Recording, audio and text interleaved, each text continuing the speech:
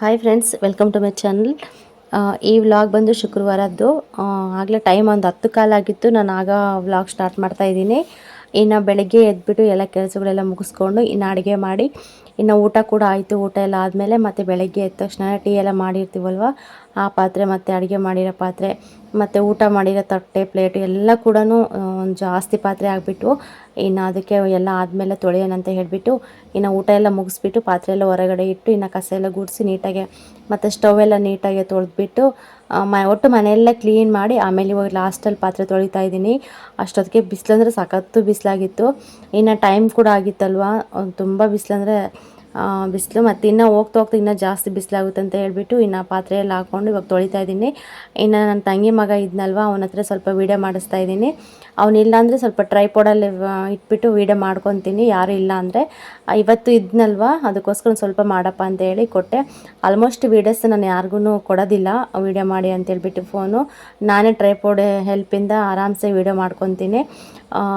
ಮತ್ತು ಯಾರಿಗೂ ಕೂಡ ನಾನು ತೊಂದರೆನೂ ಕೊಡೋದಿಲ್ಲ. ಇನ್ನು ನಮ್ಮ ಮನೆಯವ್ರು ಕೂಡ ಬಂದಿದ್ದಾರಲ್ಲ, ಅವ್ರ ಹೆಲ್ಪ್ ಕೂಡ ನಾನು ತೊಗೊತಾ ಇಲ್ಲ. ಇನ್ನು ನಾನೆಲ್ಲ ಒಬ್ಬಳೇ ಮಾಡ್ಕೊತಾ ಇದ್ದೀನಿ.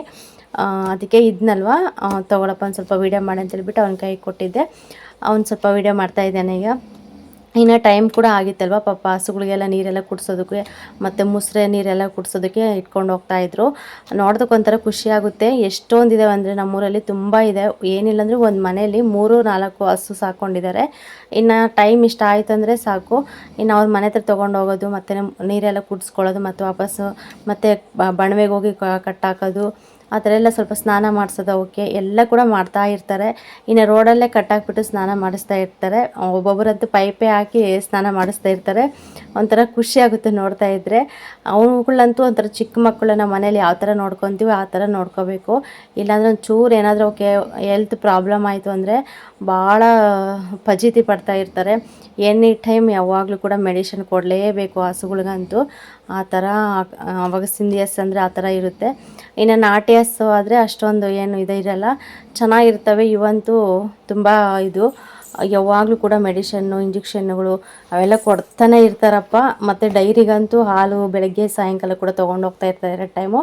ಇನ್ನು ನಮ್ಮೂರಲ್ಲೇ ಡೈರಿ ಇದೆ, ಇನ್ನು ತೊಗೊಂಡೋಗಿ ಹಾಕ್ತಾಯಿರ್ತಾರೆ. ಇನ್ನು ಹಾಲು ರೇಟ್ ಕೂಡ ಇವಾಗ ಜಾಸ್ತಿ ಆಗಿದೆ ಅಲ್ವಾ, ಅವ್ರಿಗೇನು ಸ್ವಲ್ಪ ಚೆನ್ನಾಗಿದೆ, ಇಂಪ್ರೂವ್ಮೆಂಟ್ ಇದೆ ಇವಾಗ ಹಸುಗಳು ಸಾಕಿರೋದ್ರಿಂದ. ಆದರೆ ನಾವು ಹಂಗೆ ಅಂದ್ಕೊತೀವಿ. ಇವಾಗಿರೋ ಇದರಲ್ಲಂತೂ ಪ್ರತಿಯೊಂದು ಕೂಡ ರೇಟ್ ಆಗಿದೆ ಅಲ್ವಾ. ಇನ್ನು ಅವಕ್ಕೆಲ್ಲ ಮೇವಂತೂ ತಂದು ಹಾಕ್ಮೇಲಂತೂ ಗೊತ್ತಾಗುತ್ತೆ ಹೆಂಗಪ್ಪ ಇದು ಅಂತೇಳ್ಬಿಟ್ಟು. ಮತ್ತು ಒಂಚೂರು ಹುಷಾರಿಲ್ಲಂದ್ರೂ ಕೂಡ ಒಂಥರ ಭಯ ಅನಿಸ್ತಾ ಇರುತ್ತೆ, ಏನಾಯಿತು ಏನೋ ಅಂತೇಳ್ಬಿಟ್ಟು ಅವ್ರಿಗೆ.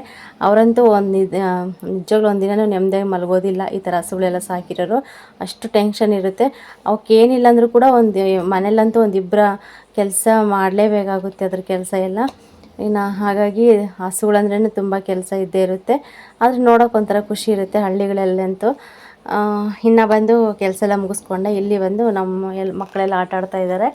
ಇನ್ನು ರಜೆ ಇದೆ ಅಲ್ವ ಈಗ ಸ್ಕೂಲು. ಇನ್ನು ನಮ್ಮ ಅಣ್ಣನ ಮಕ್ಕಳು ಕೂಡ ಬಂದಿದ್ದರು. ನಮ್ಮ ಅಣ್ಣನ ಮಕ್ಕಳು ಬಂದು ಅಲ್ಲೇ ನಮ್ಮ ಅತ್ತಿಗೆ ಊರಲ್ಲೇ ಅಲ್ಲೇ ಓದ್ತಾ ಇದ್ದಾರೆ. ಅವರು ಅಲ್ಲೇ ಸ್ಕೂಲ್ಗೆ ಹೋಗ್ತಾಯಿದ್ದಾರೆ. ಇವಾಗ ರಜೆ ಬಿಟ್ಟಿರೋದ್ರಿಂದ ಇಲ್ಲಿಗೆ ಬಂದಿದ್ದಾರೆ. ಏನೋ ಒಬ್ಬ ಸಿಸ್ಟರ್ ಕಮೆಂಟ್ ಮಾಡಿದರು, ಇವು ಕಿಚನ್ ಸ್ಟೋರೇಜು ಬಾಕ್ಸ್ ಎಷ್ಟು ಬಿತ್ತು ಅಂತ ಹೇಳ್ಬಿಟ್ಟು.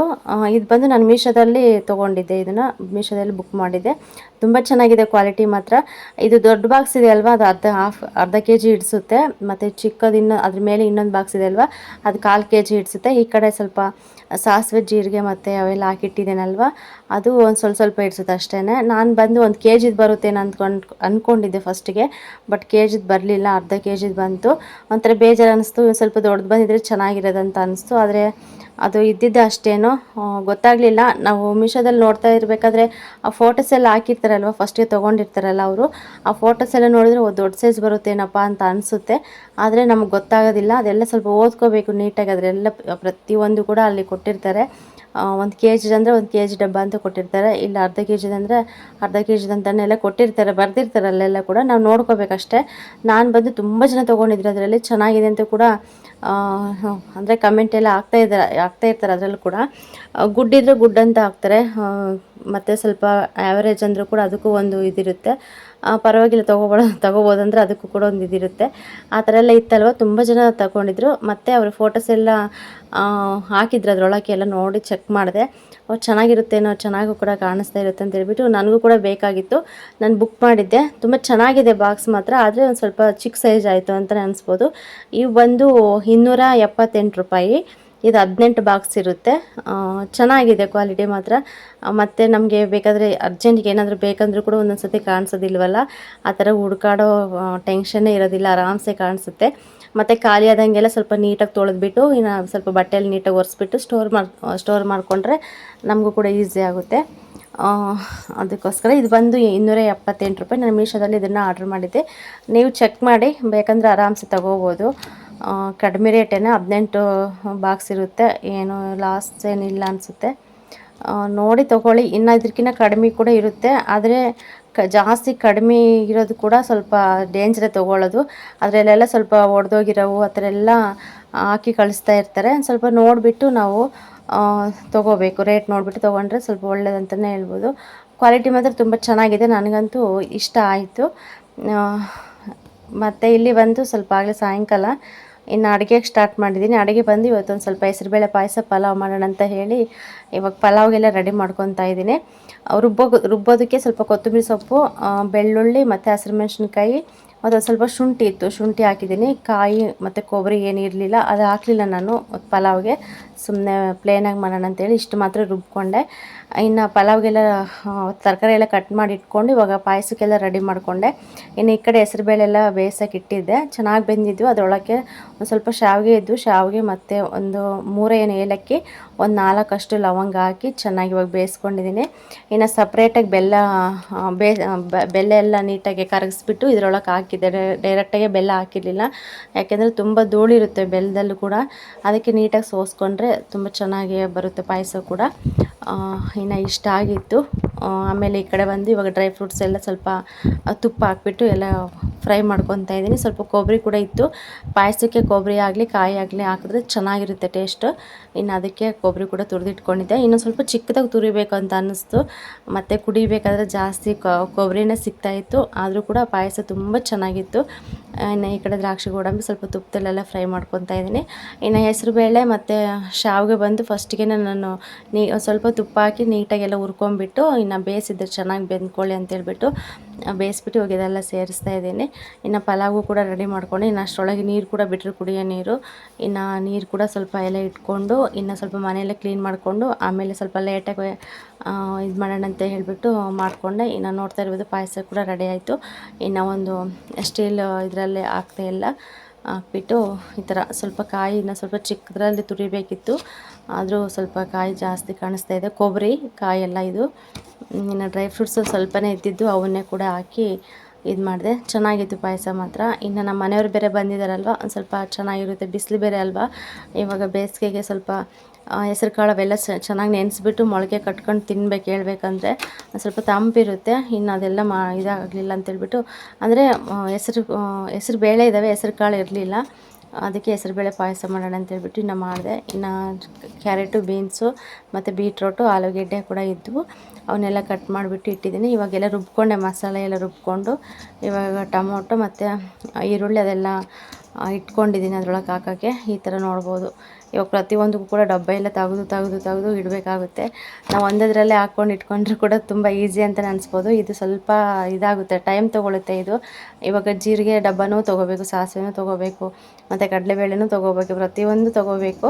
ನಾನು ಫಸ್ಟಿಗೆ ಅದೆಲ್ಲ ಸ್ಟೋರ್ ಮಾಡಿ ಇಟ್ಕೊಂಡಿದ್ದೆನಲ್ಲ, ಅದೆಲ್ಲ ಕೂಡ ಒಂದರಲ್ಲೇ ಇತ್ತು, ಚೆನ್ನಾಗಿತ್ತು ಅದು ಕೂಡ. ಇದು ನೋಡೋಕ್ಕೂ ಕೂಡ ಚೆನ್ನಾಗಿ ಕಾಣಿಸುತ್ತೆ, ಆದರೆ ಏನಾದರೂ ಸ್ವಲ್ಪ ಅರ್ಜೆಂಟ್ ಅಂದರೆ ಸ್ವಲ್ಪ ರಿಸ್ಕ್ ಆಗುತ್ತೆ. ಇದು ಎಲ್ಲ ಕೂಡ ಕ್ಯಾಫ್ ತೆಗೆದು ಹಾಕಿ ಮತ್ತೆ ಮುಚ್ಚಿ ಇಡೋದು ಕೂಡ ಸ್ವಲ್ಪ ಟೈಮ್ ತೊಗೊಳುತ್ತೆ ಇದು.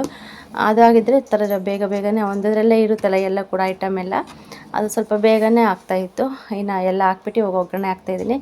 ಮಸ್ತ್ ಸರಿ ಶೇರ್ ಮಾಡ್ಕೊಂಡಿದ್ದೀನಿ ಪಲಾವ್ ಮಾಡೋದು.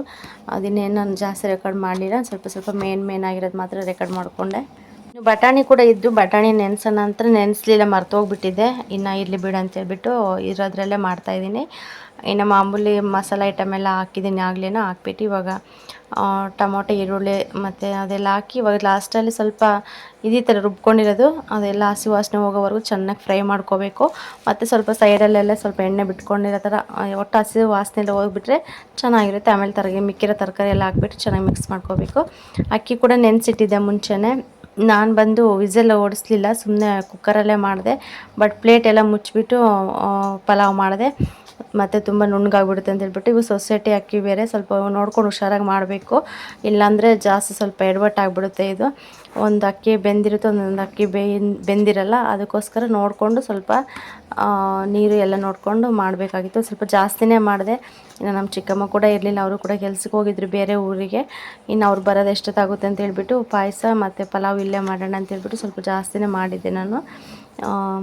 ನೋಡ್ತಾ ಇರ್ಬೋದೆಲ್ಲ ಇವಾಗ ನೀಟಾಗಿ ಮಿಕ್ಸ್ ಮಾಡ್ಕೊತಾ ಇದ್ದೀನಿ. ಹಾಗೆಯೇ ನೀವು ಇದು ಸ್ವಲ್ಪ ಪಲಾವ್ ಮಾಡ್ಕೊತಾನೆ ಒಂದು 10 ನಿಮಿಷಕ್ಕೊಂದು ಕಮೆಂಟ್ಸ್ ಬರ್ತಾಯಿದ್ವು. ನೋಡ್ಕೊಂಡು ಜಾಸ್ತಿ ಫೋನೇ ನೋಡ್ಕೊಂಡ್ಬಿಟ್ಟು ಅಡುಗೆ ಕೆಲಸ ಎಲ್ಲ ಮುಗಿಸ್ಕೊಂಡೆ. ಒಂದೊಂದು ಕಮೆಂಟ್ಸ್ ಬರ್ತಾಯಿದ್ರೆ ಒಂಥರ ಖುಷಿ ಆಗ್ತಾಯಿತ್ತು ನನಗೆ. ಚೆನ್ನಾಗಿ ಒಳ್ಳೊಳ್ಳೆ ಕಮೆಂಟ್ಸ್ ಎಲ್ಲ ಮಾಡ್ತಾಯಿದ್ದೀರಾ.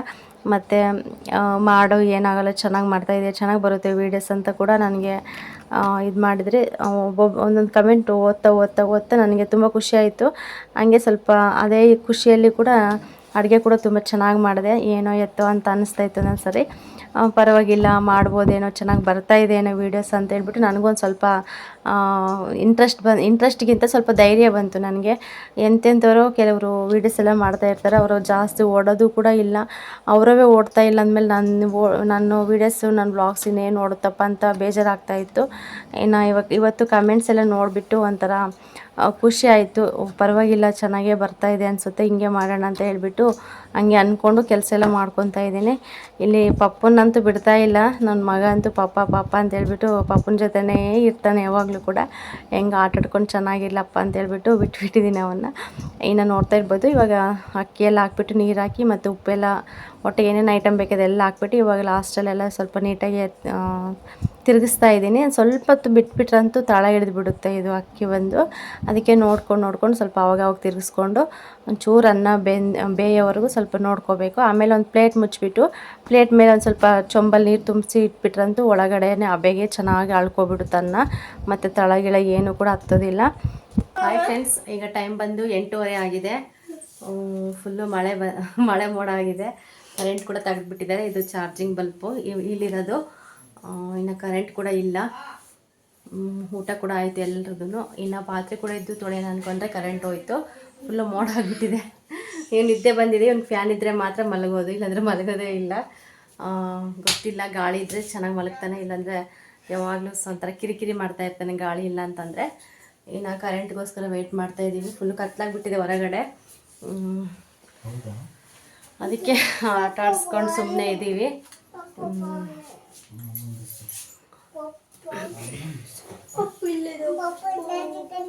ಇನ್ನು ಊಟ ಎಲ್ಲ ಆಯಿತು. ಇನ್ನು ಸ್ವಲ್ಪ ಇತ್ತು, ಅದೆಲ್ಲ ಸ್ವಲ್ಪ ಕ್ಲೀನ್ ಮಾಡಬೇಕೀಗ. ಕ್ಲೀನ್ ಮಾಡಿಬಿಟ್ಟು ಪಾತ್ರೆ ಆದರೆ ತೊಳಿತೀನಿಲ್ಲ, ಬೆಳಿಗ್ಗೆ ಬೇಗ ಎದ್ಬಿಟ್ಟು ತೊಳೆಯೋಣ ಅಂತೇಳಿ. ಇನ್ನು ಕರೆಂಟ್ ಕೂಡ ಇಲ್ಲ, ಯಾವಾಗ ಬರೋದು ಗೊತ್ತಿಲ್ಲ. ಫುಲ್ಲು ಮಳೆ ಮೋಡಾಗಿ ಆಗಲೇ ಮಿಂಚ್ತಾ ಇದೆ. ಇನ್ನು ಅದಕ್ಕೋಸ್ಕರ ಫ್ರೆಂಡ್ಸ್, ಇವತ್ತು ನೆನ್ನೆ ಹಾಕಿರೋ ವಿಡಿಯೋಗೆ ತುಂಬ ಜನ ಕಮೆಂಟ್ ಮಾಡಿದ್ದೀರಾ. ಎಲ್ರಿಗೂ ಕೂಡ ಥ್ಯಾಂಕ್ ಯು ಸೋ ಮಚ್. ಎಲ್ಲ ನನಗೆ ತುಂಬ ಸಪೋರ್ಟಿವ್ ಆಗಿ ನೀವು ಮೆಸೇಜ್ ಮಾಡಿದ್ದೀರಾ. ಮಾಡಿ ಏನೂ ಆಗೋದಿಲ್ಲ, ಒಳ್ಳೆಯದಾಗುತ್ತೆ ಅಂತೇಳ್ಬಿಟ್ಟು. ಹೌದು, ಮಾಡಬೇಕು. ಸ್ವಲ್ಪ ಜಾಸ್ತಿ ತಾಳ್ಮೆ ಅನ್ನೋದು ಕೂಡ ಇರಬೇಕು. ಯಾವುದೇ ಆಗಲಿ ಬೇಗ ನಮಗೆ ಇದಾಗೋದಿಲ್ಲ, ಟೈಮ್ ತೊಗೊಳುತ್ತೆ. ಇರಲಿ, ಪರವಾಗಿಲ್ಲ, ಟೈಮ್ ತೊಗೊಂಡ್ರು ಪರವಾಗಿಲ್ಲ. ಹಿಂಗೆ ಸ್ವಲ್ಪ ಕಂಟಿನ್ಯೂ ಮಾಡ್ಕೊಂಡು ಹೋಗ್ತೀನಿ. ಹೆಂಗೋ ಇಷ್ಟು ಜನಕ್ಕಾದರೂ ಇಷ್ಟ ಆಗುತ್ತಲ್ಲ, ಅದೇ ನನಗೆ ಖುಷಿ ವಿಚಾರ. ಒಂದೊಂದು ಕಮೆಂಟ್ ಬರ್ತಾಯಿದ್ರೆ ಒಂಥರ ಖುಷಿ ಆಗ್ತಾಯಿತ್ತು ನನಗೆ. ಕಮೆಂಟ್ ಮಾಡಿಬಿಟ್ಟು ತುಂಬ ಖುಷಿ ಆಯಿತು. ಮತ್ತೆ ಮಾಡಬೇಕಪ್ಪ ವೀಡಿಯೋಸ್ ಡೈಲಿ ಅಂತಲೂ ಕೂಡ ಅನಿಸ್ತು. ಹೆಂಗ ನಿಮ್ಮ ಸಪೋರ್ಟ್ ಇದೇ ಥರನೇ ಇದ್ದರೆ ನನಗೆ ವ್ಲಾಗ್ಸ್ ಕಂಟಿನ್ಯೂ ಮಾಡ್ತೀನಿ. ಇಲ್ಲಿ ಆಟ ಆಡ್ತಾ ಇದ್ದಾರೆ ಇಬ್ಬರು, ಅಪ್ಪ ಮಗ, ಅದಕ್ಕೆ ನಗ್ತಾ ಇದ್ದಾನೆ. ಓಕೆ ಫ್ರೆಂಡ್ಸ್, ಈ ವಿಡಿಯೋ ಇಲ್ಲಿಗೆ ಎಂಡ್ ಮಾಡ್ತೀನಿ. ಯಾರಾದರೂ ಹೊಸಬ್ರು ನೋಡಿದ್ರೆ ನನ್ನ ಚಾನಲ್ ಪ್ಲೀಸ್ ಸಬ್ಸ್ಕ್ರೈಬ್ ಮಾಡ್ಕೊಂಡು ಚಾನಲ್ ನೋಡಿ, ಹಾಗೆ ಸಪೋರ್ಟ್ ಮಾಡಿ ಅಂತ.